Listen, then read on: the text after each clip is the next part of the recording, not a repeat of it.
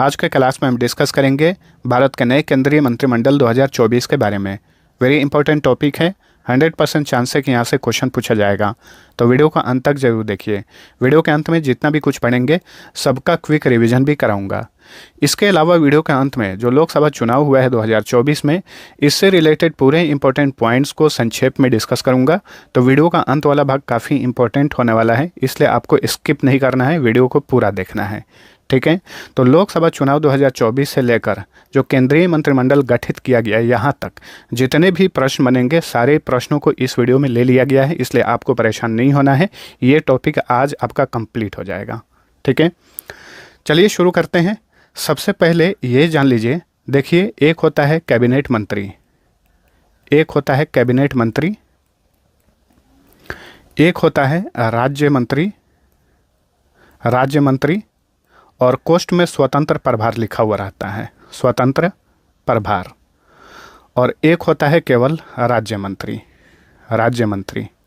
इन तीनों में फ़र्क क्या है वो जान लीजिए, क्योंकि प्रधानमंत्री, कैबिनेट मंत्री, राज्य मंत्री, स्वतंत्र प्रभार और राज्य मंत्री, ये तीनों मिलाकर, चारों को मिलाकर ही मंत्री परिषद बनता है। ठीक है, कैबिनेट मंत्री जो होता है ये सबसे बड़ा, प्रधानमंत्री के बाद सबसे बड़ा मंत्री होता है।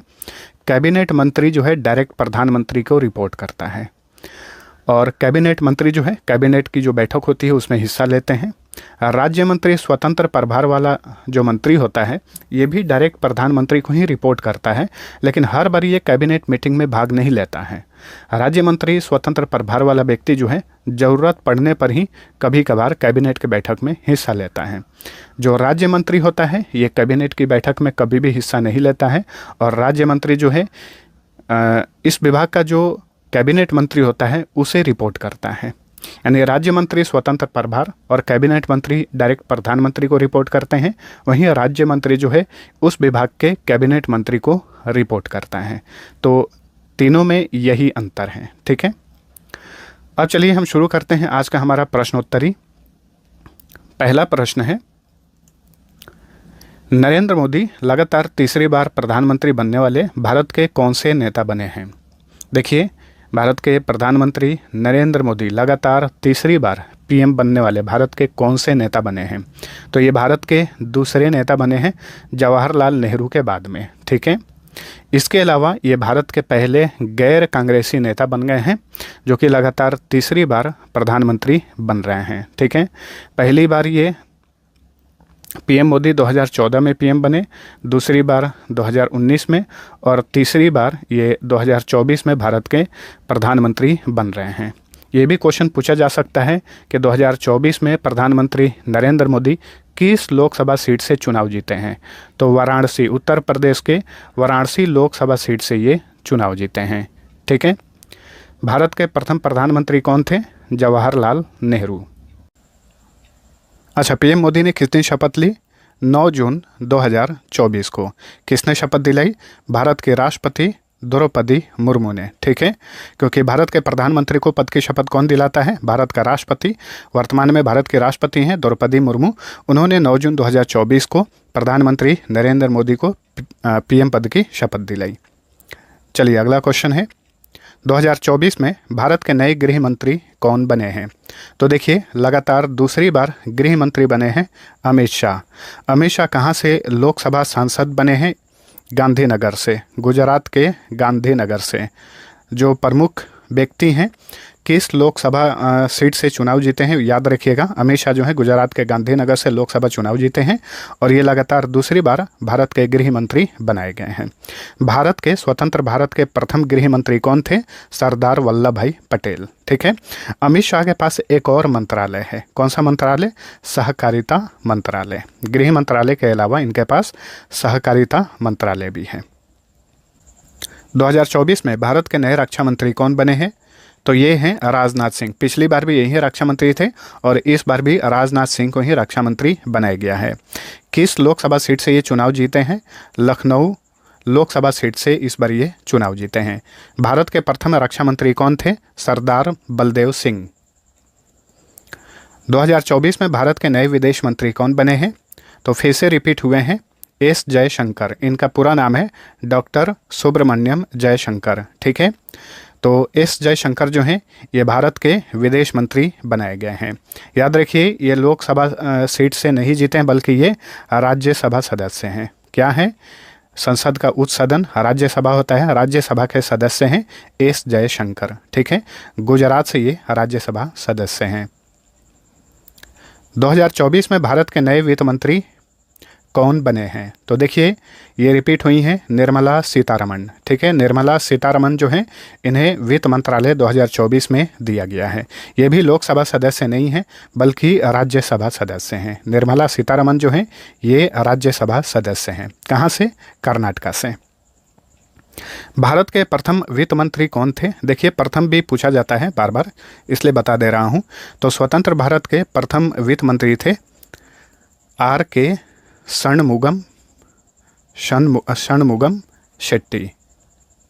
ये भारत के प्रथम स्वतंत्र भारत के प्रथम वित्त मंत्री थे। ठीक है, अच्छा मैंने आप सभी को ये नहीं बताया है कि स्वतंत्र भारत के प्रथम विदेश मंत्री कौन थे। तो जवाहरलाल नेहरू। ठीक है, पीएम पद भी उन्हीं के पास था और विदेश मंत्रालय भी उन्हीं के पास था। 2024 में भारत के नए रेल मंत्री कौन बने हैं? तो देखिए अश्विनी वैष्णव। ठीक है, ये भी रिपीट हुए हैं, रेल मंत्रालय इन्हीं को दिया गया है, पिछली बार भी यही रेल मंत्री थे। और इनके पास जो है इस बार 3 मंत्रालय दिया गया है। एक तो हो गया रेल मंत्रालय, एक सूचना एवं प्रसारण मंत्रालय। आप नोट करते चलिए, रिवीजन कर लीजिएगा, वैसे इस वीडियो के अंत में रिवीजन कराने वाला हूँ।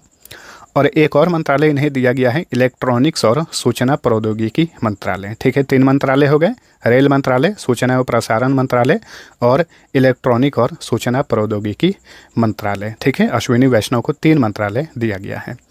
अच्छा, स्वतंत्र भारत के प्रथम रेल मंत्री कौन थे? Doctor John Mathai. John Mathai. 2024 में भारत के नए शिक्षा मंत्री कौन बने हैं? तो शिक्षा मंत्रालय दिया गया है धर्मेंद्र प्रधान को। ऑप्शन सी राइट आंसर है। स्वतंत्र भारत के प्रथम शिक्षा मंत्री कौन थे?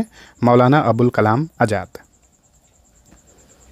2024 में भारत के नए स्वास्थ्य मंत्री कौन बने हैं? तो ये हैं जगत प्रकाश नड्डा, यानी जेपी नड्डा। ठीक है, इन्हें स्वास्थ्य मंत्रालय दिया गया है। एक और मंत्रालय इन्हें दिया गया है केंद्रीय रसायन और उर्वरक मंत्रालय। याद रखिएगा, जगत प्रकाश नड्डा के पास 2 मंत्रालय दिया गया है, स्वास्थ्य मंत्रालय और एक रसायन और उर्वरक मंत्रालय। स्वतंत्र भारत की प्रथम स्वास्थ्य मंत्री कौन थी? राजकुमारी अमृत कौर। 2024 में भारत के नए महिला और बाल विकास मंत्री कौन बनी है? तो ये हैं अन्नपूर्णा देवी। ठीक है, अन्नपूर्णा देवी। अन्नपूर्णा देवी को भारत का केंद्रीय महिला और बाल विकास मंत्री बनाया गया है। 2024 में भारत के नए कृषि और किसान कल्याण मंत्री कौन बने हैं? तो कृषि मंत्रालय किसे दिया गया है? ये दिया गया है शिवराज सिंह चौहान को। ये पहली बार केंद्रीय मंत्री बने हैं और इसके पहले ये पूर्व में मध्य प्रदेश के मुख्यमंत्री रह चुके हैं। ठीक है, तो शिवराज सिंह चौहान जो हैं इन्हें कृषि और किसान कल्याण मंत्री बनाया गया है। इनके पास और भी मंत्रालय दिया गया है, जैसे कि ग्रामीण विकास मंत्रालय। 2 मंत्रालय दिया गया है, कृषि और किसान कल्याण मंत्रालय और ग्रामीण विकास मंत्रालय। ठीक है, क्वेश्चन पूछे कि स्वतंत्र भारत के प्रथम कृषि मंत्री कौन थे? तो डॉक्टर राजेंद्र प्रसाद, जो कि आगे चलकर 1952 में भारत के प्रथम राष्ट्रपति बने थे। शिवराज सिंह चौहान जो है कहाँ से सांसद चुने गए हैं? इंपॉर्टेंट रहेगा, याद रखिएगा, मध्य प्रदेश के विदिशा लोकसभा सीट से ये चुनाव जीते हैं। 2024 में नरेंद्र मोदी ने लगातार तीसरी बार प्रधानमंत्री के रूप में किस दिन शपथ ली? किस दिन? 9 जून 2024 को भारत के राष्ट्रपति द्रौपदी मुर्मू ने प्रधानमंत्री नरेंद्र मोदी को पीएम पद की शपथ दिलाई। ठीक है, अच्छा ये शपथ वाला बात 2-3 फैक्ट्स बता दे रहा हूँ, याद रखिएगा। पीएम को शपथ कौन दिलाता है? भारत का राष्ट्रपति। भारत के राष्ट्रपति को पद की शपथ कौन दिलाता है? भारत का मुख्य न्यायाधीश यानी चीफ जस्टिस ऑफ इंडिया। और सीजीआई को पद की शपथ कौन दिलाता है? भारत का राष्ट्रपति। सेम ऐसे ही होता है, जो राज्यों के सीएम होते हैं, सीएम को पद की शपथ कौन दिलाता है? उस राज्य का गवर्नर। राज्य के गवर्नर को पद की शपथ कौन दिलाता है? उस राज्य का चीफ जस्टिस। ठीक है, तो ये सारे फैक्ट्स याद रखिए। और राज्यों का जो हाई कोर्ट होता है उसके जो चीफ जस्टिस होते हैं उनको पद की शपथ कौन दिलाता है? तो उस राज्य का गवर्नर यानी राज्यपाल। प्रधानमंत्री नरेंद्र मोदी ने 9 जून 2024 को तीसरी बार पीएम के रूप में कहाँ पर शपथ ली? तो ये कहाँ पर शपथ ग्रहण समारोह कहाँ पर आयोजित किया गया था? राष्ट्रपति भवन में, दिल्ली में राष्ट्रपति भवन में शपथ ग्रहण समारोह आयोजित किया गया था। प्रधानमंत्री सहित सभी मंत्रियों ने यहीं पर शपथ ली। ठीक है। अच्छा, पीएम को शपथ कौन दिलाता है? राष्ट्रपति। और प्रधानमंत्री के सलाह पर जो केंद्रीय मंत्री होते हैं उन्हें पद की शपथ कौन दिलाता है? राष्ट्रपति ही। किस देश के राष्ट्रपति मोहम्मद मोइजू प्रधानमंत्री नरेंद्र मोदी के शपथ ग्रहण समारोह में 2024 में शामिल हुए? तो मोहम्मद मोइजू जो हैं ये मालदीव के राष्ट्रपति हैं। इस बार के शपथ ग्रहण समारोह में ये शामिल हुए थे। वैसे इनको लेकर काफ़ी विवाद हुआ था कुछ महीना पहले, क्योंकि ये जो भारतीय सेना जो मालदीव में रहती है उसे ये बाहर निकलने के लिए बोल रहे थे। इसको लेकर काफ़ी विवाद हुआ था भारत और मालदीव के बीच में, आप सभी को पता होगा। लेकिन देखिए इस बार जो है इन्हें प्रधानमंत्री नरेंद्र मोदी के शपथ ग्रहण समारोह में इन्हें आमंत्रित किया गया था और ये शामिल भी हुए। देखिए पीएम मोदी के शपथ ग्रहण समारोह में जो प्रमुख व्यक्ति शामिल हुए इन सभी को याद रखिएगा, वेरी इंपॉर्टेंट है। शेख हसीना शामिल हुई जो कि बांग्लादेश की प्राइम मिनिस्टर हैं, बांग्लादेश। डॉक्टर मोहम्मद मोइजू मालदीव के राष्ट्रपति हैं। अहमद अफीफ ये सेशल्स के उपराष्ट्रपति हैं। प्रविंद कुमार जगन्नाथ ये मॉरिशस के प्रधानमंत्री हैं।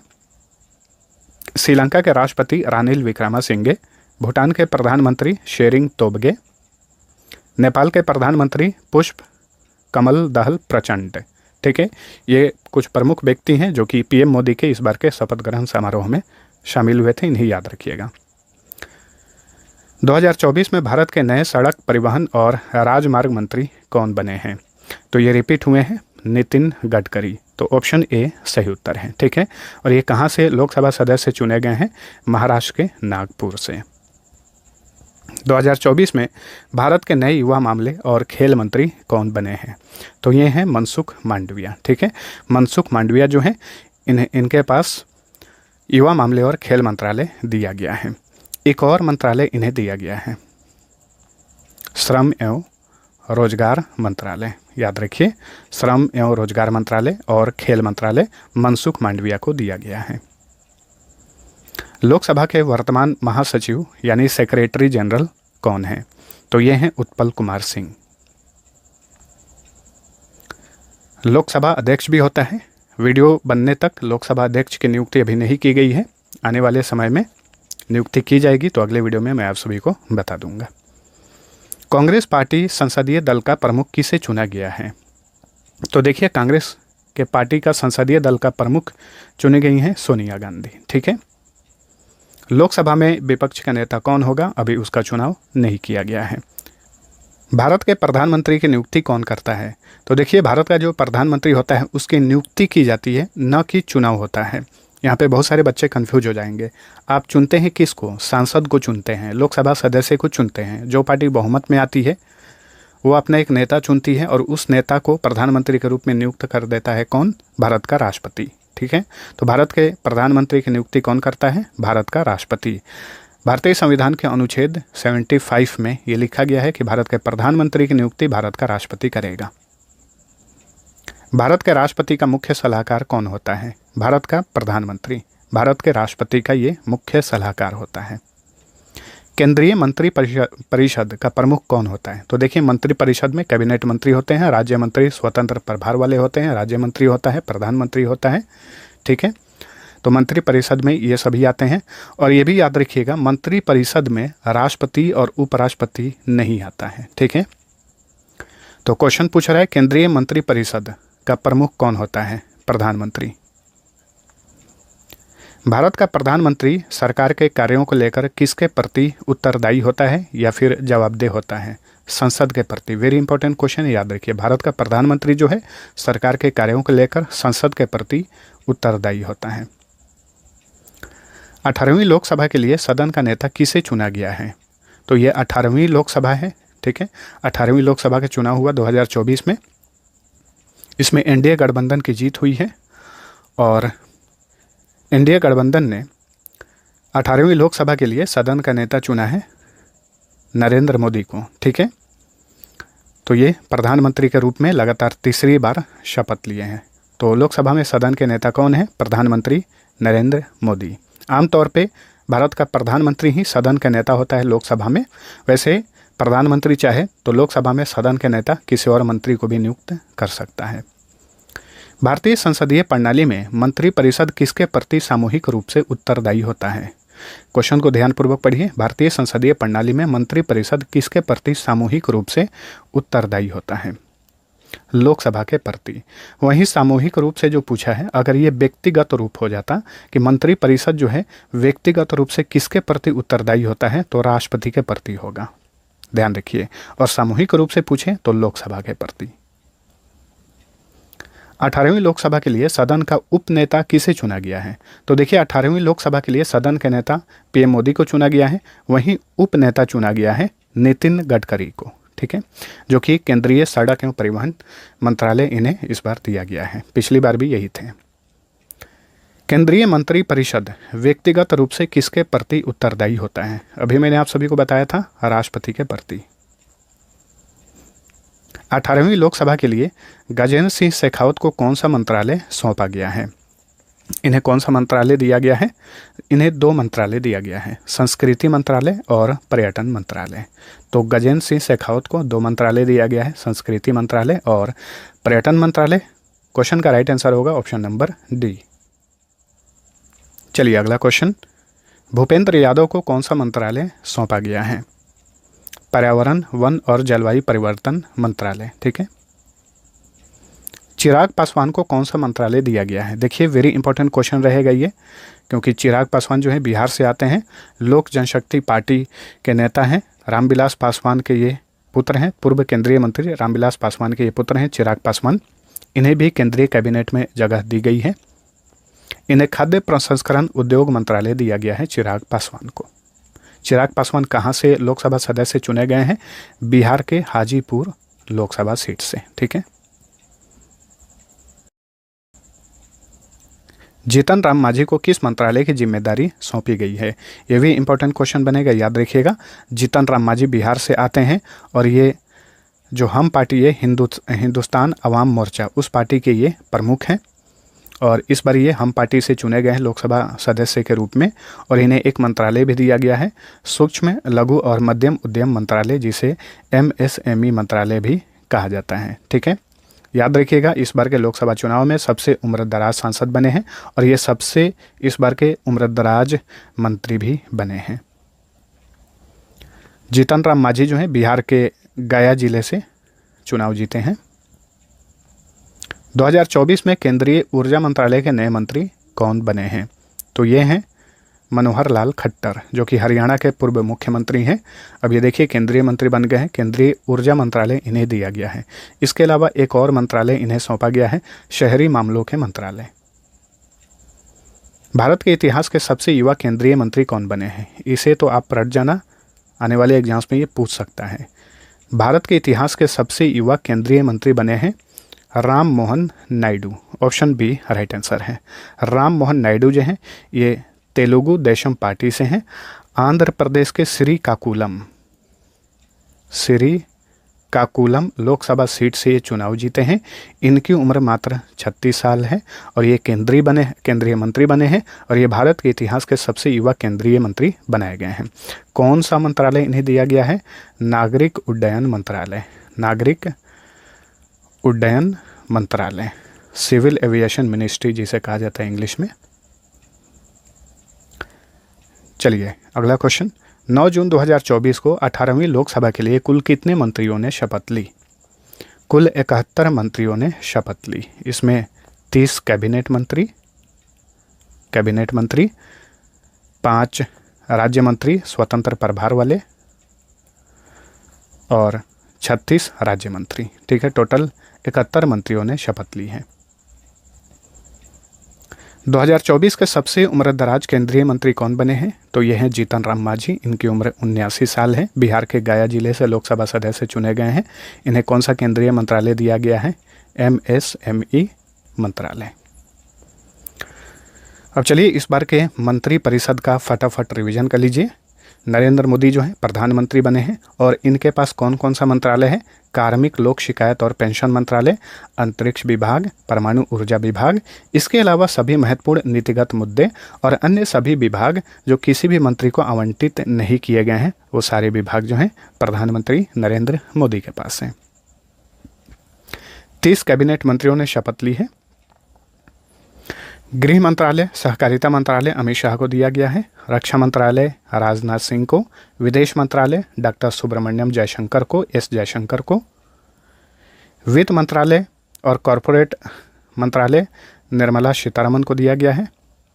पंचायती राज मंत्रालय, मत्स्य पालन, पशुपालन और डेयरी मंत्रालय 2 मंत्रालय दिया गया है लल्लन सिंह को। इनका पूरा नाम है राजीव रंजन सिंह। सड़क परिवहन और राजमार्ग मंत्रालय दिया गया है नितिन गडकरी को। स्वास्थ्य और परिवार कल्याण मंत्रालय और रसायन और उर्वरक मंत्रालय 2 मंत्रालय दिया गया है जेपी नड्डा को। कृषि और किसान कल्याण मंत्रालय, ग्रामीण विकास मंत्रालय 2 मंत्रालय दिया गया है शिवराज सिंह चौहान को। ऊर्जा मंत्रालय, शहरी मामलों के मंत्रालय 2 मंत्रालय दिया गया है मनोहर लाल खट्टर को।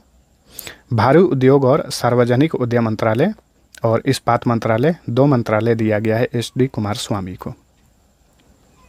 उपभोक्ता मामले, खाद्य और सार्वजनिक वितरण मंत्रालय, नवीन और नवीकरणीय ऊर्जा मंत्रालय 2 मंत्रालय दिया गया है प्रहलाद जोशी को। रेल मंत्रालय, सूचना और प्रसारण मंत्रालय, इलेक्ट्रॉनिक्स और सूचना प्रौद्योगिकी मंत्रालय 3 मंत्रालय दिया गया है अश्विनी वैष्णव को। महिला और बाल विकास मंत्रालय दिया गया है अन्नापूर्णा देवी को। खाद्य प्रसंस्करण उद्योग मंत्रालय चिराग पासवान को दिया गया है। पर्यावरण, वन और जलवायु परिवर्तन मंत्रालय गया है भूपेंद्र यादव के पास। दूरसंचार यानी संचार मंत्रालय और पूर्वोत्तर क्षेत्र विकास मंत्रालय 2 मंत्रालय दिया गया है ज्योतिरादित्य सिंधिया को। शिक्षा मंत्री बने हैं धर्मेंद्र प्रधान। नागरिक उड्डयन मंत्री बने हैं राम मोहन नायडू किंजरापू, इनका पूरा नाम है। इनकी उम्र मात्र 36 साल है और ये भारतीय इतिहास के सबसे युवा केंद्रीय मंत्री बनाए गए हैं, याद रखिएगा। तेलुगु देशम पार्टी से बिलोंग करते हैं। जल शक्ति मंत्रालय दिया गया है चंद्रकांत रघुनाथ पाटिल को, CR पाटिल जिन्हें कहा जाता है अक्सर। श्रम और रोजगार मंत्रालय, युवा मामले और खेल मंत्रालय 2 मंत्रालय दिया गया है डॉक्टर मनसुख मांडविया को। कोयला मंत्रालय और खान मंत्रालय ये 2 मंत्रालय गए हैं जी किशन रेड्डी के पास। बंदरगाह, जहाजरानी और जल मार्ग मंत्री बने हैं सर्बानंदा सोनोवाल। सूक्ष्म, लघु और मध्यम उद्यम मंत्री बने हैं जीतन राम मांझी। संस्कृति मंत्रालय और पर्यटन मंत्रालय ये 2 मंत्रालय दिया गया है गजेंद्र सिंह शेखावत को। कपड़ा मंत्री बने हैं गिरिराज सिंह। वाणिज्य और उद्योग मंत्री बने हैं पीयूष गोयल। पेट्रोलियम और प्राकृतिक गैस मंत्री बने हरदीप सिंह पुरी। संसदीय मामलों का मंत्रालय और अल्पसंख्यक मामलों के मंत्रालय 2 मंत्रालय दिए गए हैं किरेन रिजिजू को। जनजातीय मामलों के मंत्री बने हैं जुएल ओरांव। सामाजिक न्याय और अधिकारिता मंत्री बने हैं डॉक्टर वीरेंद्र कुमार। ठीक है, जो स्वतंत्र प्रभार वाले राज्य मंत्री हैं 5, इन्हें भी जान लीजिए। सांख्यिकी और कार्यक्रम कार्यान्वयन मंत्रालय के राज्य मंत्री, योजना मंत्रालय के राज्य मंत्री, संस्कृति मंत्रालय में राज्य मंत्री बने हैं राव इंद्रजीत सिंह। और ये सभी विभाग विज्ञान और प्रौद्योगिकी मंत्रालय के राज्य मंत्री, पृथ्वी विज्ञान मंत्रालय, प्रधानमंत्री कार्यालय में राज्य मंत्री, कार्मिक, लोक शिकायत और पेंशन मंत्रालय में राज्य मंत्री, परमाणु ऊर्जा विभाग में राज्य मंत्री, अंतरिक्ष विभाग में राज्य मंत्री बने हैं डॉक्टर जितेंद्र सिंह। कानून और न्याय मंत्रालय के राज्य मंत्री, संसदीय कार्य मंत्रालय में राज्य मंत्री बने हैं अर्जुन राम मेघवाल। वैसे राज्य मंत्री जो है ये क्वेश्चन नहीं पूछा जाएगा, कैबिनेट जो है वो ज़्यादा इंपॉर्टेंट है, उसे याद रखिएगा। लेकिन ये स्वतंत्र प्रभार वाला 5 है तो इसे मैं बता दे रहा हूँ। और बाकी के जो 36 राज्य मंत्री बने हैं उन्हें हम नहीं पढ़ेंगे। ठीक है, आयुष मंत्रालय के राज्य मंत्री, स्वतंत्र प्रभार वाले राज्य मंत्री और स्वास्थ्य और परिवार कल्याण मंत्रालय में राज्य मंत्री बने हैं जाधव प्रताप राव गणपत राव। कौशल विकास और उद्यमिता मंत्रालय के राज्य मंत्री और शिक्षा मंत्रालय में राज्य मंत्री बने हैं जयंत चौधरी। और राज्य मंत्री 36 लोग बने हैं। तो कैबिनेट मंत्री 30, स्वतंत्र प्रभार वाले राज्य मंत्री 5 और राज्य मंत्री बने हैं 36। टोटल कितने हो गए? 71। अब चलिए इस बार के लोकसभा चुनाव से रिलेटेड महत्वपूर्ण बिंदु जान लेते हैं, जो कि आपकी किसी भी परीक्षा के लिए काफ़ी इंपॉर्टेंट रहेगा। इस बार का ये जो लोकसभा चुनाव था, ये 18वीं लोकसभा चुनाव था। ये शुरू हुआ था 19 अप्रैल 2024 को और ये चुनाव खत्म हुआ 1 जून 2024 को। कुल 60 चरणों में चुनाव कराए गए थे और चुनाव परिणाम आया 4 जून 2024 को। भारत में वर्तमान में कुल लोकसभा सीट की संख्या है 543। किसी भी दल को बहुमत में आने के लिए सीट चाहिए 272, लेकिन इस बार के चुनाव में किसी भी पार्टी को बहुमत प्राप्त नहीं हुआ है। वैसे बीजेपी 2024 में लोकसभा की 240 सीटें जीतकर भारत की सबसे बड़ी पार्टी बनी है। बीजेपी 240 सीटें जीती। वहीं भारतीय राष्ट्रीय कांग्रेस 2024 में लोकसभा की 99 सीटें जीतकर भारत की दूसरी सबसे बड़ी पार्टी बनी है। समाजवादी पार्टी 2024 में लोकसभा की 37 सीटें जीतकर भारत की तीसरी सबसे बड़ी पार्टी बनी है। ठीक है, इस बार के लोकसभा चुनाव में कौन सी पार्टी जो प्रमुख पार्टी है कितनी सीटें जीती हैं उसे ध्यान रखिए। BJP 240, Indian National Congress 99 seat, Samajwadi party 37 seat, all India Trinamool Congress 29 seat, 5वें स्थान पे डीएमके है, द्रविड़ मुन्नेत्र कड़गम, ये तमिलनाडु की पार्टी है, 22 सीट इसने जीता है। TDP Telugu Desam party 16 seat और जनता दल यूनाइटेड 12 सीट। ठीक है, देखिए 2024 लोकसभा चुनाव के सबसे उम्रदराज सांसद जीतन राम मांझी हैं। ठीक है, इस बार के लोकसभा चुनाव में सबसे उम्रदराज सांसद जो हैं ये हैं जीतन राम मांझी। इनकी उम्र है 79 साल 8 माह। बिहार के गया से ये लोकसभा चुनाव जीते हैं। वहीं लोकसभा के इतिहास के सबसे कम उम्र के सांसद बने हैं पुष्पेंद्र सरोज। इस बार ये चुनाव जीते हैं 25 साल 3 माह की उम्र में। लोकसभा का चुनाव लड़ने के लिए कम से कम आयु 25 साल होनी चाहिए। ठीक है, और ये 25 साल 3 माह इनकी आयु है पुष्पेंद्र सरोज की और इन्होंने चुनाव जीता है। तो ये आपके परीक्षा के लिए काफ़ी महत्वपूर्ण रहेगा, इसे रट जाइए। ठीक है, लोकसभा के इतिहास के सबसे कम उम्र के सांसद बने हैं पुष्पेंद्र सरोज, जो कि उत्तर प्रदेश के कौशाम्बी लोकसभा सीट से चुनाव जीते हैं। समाजवादी पार्टी से हैं ये पुष्पेंद्र सरोज। ठीक है, जीतन राम मांझी जो हैं ये किस पार्टी से हैं? हम पार्टी से हैं, हिंदुस्तान आवाम मोर्चा। लोकसभा के इतिहास की सबसे कम उम्र की महिला सांसद का नाम भी याद रखिए। लोकसभा के इतिहास की सबसे कम उम्र की महिला सांसद बनी है प्रिया सरोज। ठीक है, 25 साल 7 माह इनकी उम्र है। उत्तर प्रदेश के मछली शहर लोकसभा सीट से ये चुनाव जीती हैं। ये भी समाजवादी पार्टी की हैं प्रिया सरोज। लोकसभा चुनाव 2024 में कुल 77 महिलाओं ने सांसद के रूप में बाजी मारी। देखिए 543 लोकसभा सीट पर चुनाव हुए थे, इसमें से 77 महिला सांसद जो है जीत कर पहुंची हैं लोकसभा में। 2024 में इंदौर से शंकर लालवानी सबसे अधिक वोटों से चुनाव जीते। कितने वोटों से? 11,72,000 प्लस वोटों से चुनाव जीते हैं शंकर लालवानी। रविंद्र दत्ताराम वाइकर जो हैं ये 2024 में सबसे कम अंतर से जीतने वाले कैंडिडेट बने। उन्होंने उत्तर पश्चिम मुंबई से मात्र 48 वोटों से चुनाव जीता। ठीक है, शंकर लालवानी सबसे अधिक वोटों से चुनाव जीते इस बार। वहीं रविंद्र दत्ताराम वाइकर जो हैं ये सबसे कम वोटों से चुनाव जीते हैं। 2024 में कितने लोगों ने मतदान में भाग लिया? 642 मिलियन लोगों ने। ठीक है, वैसे 2024 में कुल मतदाताओं की संख्या थी 968 मिलियन। 2024 में कुल मतदान प्रतिशत कितना रहा? 66.33%, जो कि 2019 की अपेक्षा 2024 में मतदान में 1.07% की कमी आई है। दो प्रमुख गठबंधन हैं भारत के इस समय, इंडिया गठबंधन और एनडीए गठबंधन। दोनों का फुल फॉर्म याद रखिएगा, खास करके इंडिया वाला याद रखिए, पूछा जा सकता है। इंडिया गठबंधन का फुल फॉर्म होता है Indian national developmental inclusive alliance, जिसे हिंदी में कहा जाता है भारतीय राष्ट्रीय विकासात्मक समावेशी गठबंधन। वहीं एनडीए जो भाजपा वाली गठबंधन है, नेशनल डेमोक्रेटिक अलायंस इसका फुल फॉर्म होता है, यानी राष्ट्रीय जनतांत्रिक गठबंधन। भारत में पहली बार लोकसभा चुनाव हुआ था 1951 से 52 में। भारत में लोकसभा के प्रथम अध्यक्ष थे जीवी मावलंकर। वहीं लोकसभा के प्रथम उपाध्यक्ष थे अनंत शयनम अयंगर। ये सारे पॉइंट जो हैं एग्जाम के लिए काफ़ी महत्वपूर्ण है, सभी को याद रखने हैं।